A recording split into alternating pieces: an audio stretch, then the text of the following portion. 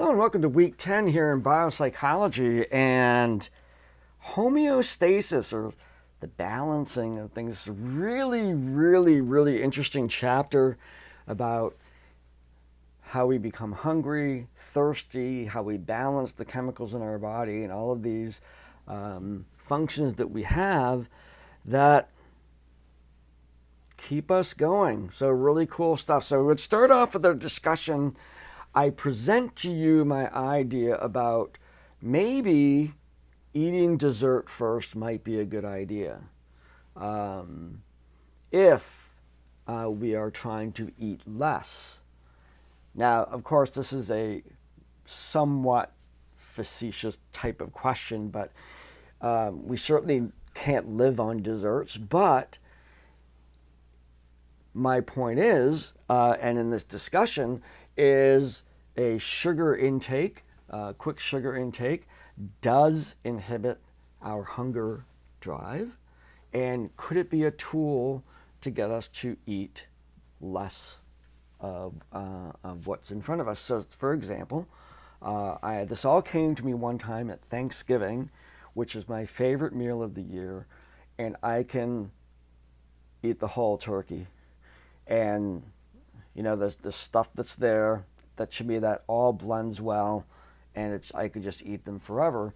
So when I contemplate the notion of how many servings of turkey I want in one day and still feel like a human being, it may be that if I have an apple before I go sit down and eat, that I get a little bit more full, a little bit more sugar intake in there. It stymies down my hunger, and maybe I just go for one serving. More leftovers, I say. And so that idea started to come to me. Then I'm thinking, well, maybe one of the reasons we served dessert to begin with, let's say maybe at one point when we didn't have a lot of food, if we gave our family what the meager food that we had, but then we threw a bunch of freshly picked berries at the end of that meal to tampen down the hunger. Maybe that was a strategy to deal with the hunger associated with not having a whole lot of food, but still getting some nutrition in there, but dealing with the hunger using a sugar bomb like that. So there, I did part of the discussion. Keep on discussing that. See if that's there. Now, in the quiz, I ask you to use what we learn in this chapter to explain, using that concept, using the concepts from this chapter to explain why, if we are stranded at sea, that if we start drinking the salt water, it will be fatal to us.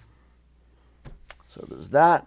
And then in the assignment, this is a rather tricky one. You're looking at amino acids and the importance of those amino acids in maintaining our diet, particularly the essential amino acids that our body doesn't produce, that we need them from food sources.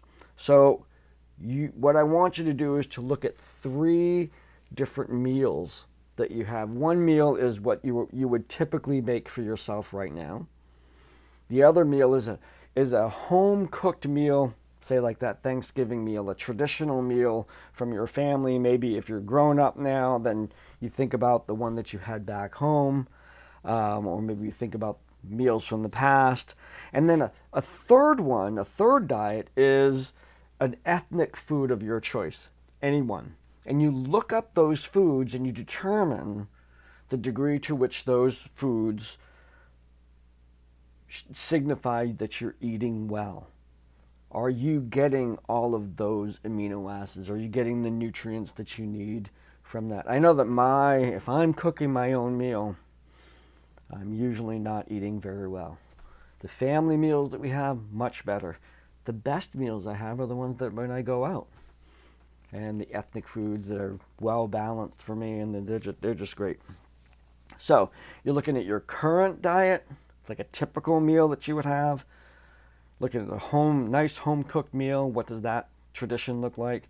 And a ethnic food of some kind. If you're into Chinese food or Mexican or whatever. Pick one of those. So that will be the assignment, is to track the amino acids from those different sets of meals. So that's it for this week. We're looking at homeostasis. So enjoy the weather as that starts to balance out here and we start saying goodbye to winter. And have a great week. I'll see you online.